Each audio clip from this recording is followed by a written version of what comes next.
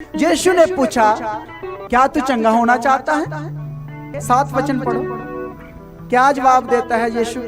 उस बीमार ने उसको उत्तर दिया, हे प्रभु, मेरे पास कोई मनुष्य नहीं कि जब पानी हिलाया जाए तो मुझे कुंड में उतारे, परंतु मेरे पहुंचते पहुंचते दूसरा मुझसे पहले उतर जाता है। हालेलुया।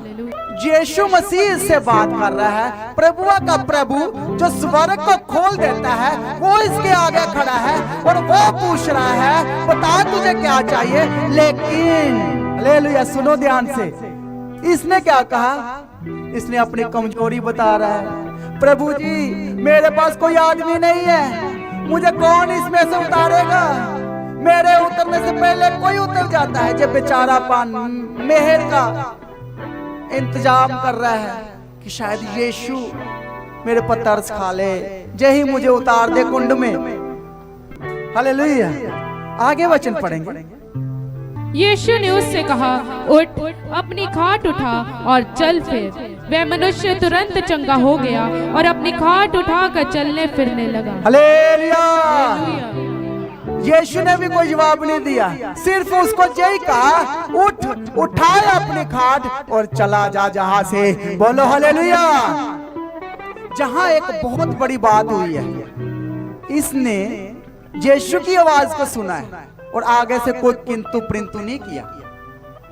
ये कह सकता था, भाई उठने की बात थी तो उठकर मैं पानी में ना चला जाता। सवाल नहीं किया इसने, यीशु की कमांड को सुना, आवाज को सुना, वो तुरंत उठ पड़ा। इसलिए आगे से सवाल जवाब नहीं किया। वो मैं जहां लेटा हूँ, 38 साल से लेटा हूँ, मैं कैसे उठूंगा गुरुजी? आप तो मुझे उठने के लिए बोल रहे हो।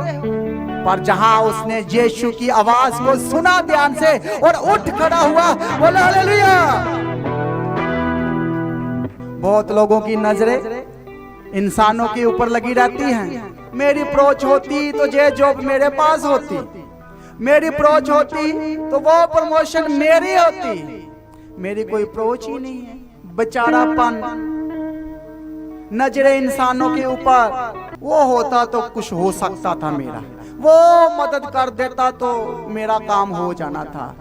ये आस है, ये नजरें हैं, और नजरें आपने किस पे टिका रखी है? इधर उधर सबके ऊपर। वो अप्रोच करे, वो मदद करे तो मेरा हो सकता है। लेकिन मैं आपको बताना चाहता हूं, जिनका भरोसा खुदा के ऊपर है उनको फिर मांगना नहीं पड़ता। वो मांगने वाले नहीं, देने वाले बनते हैं।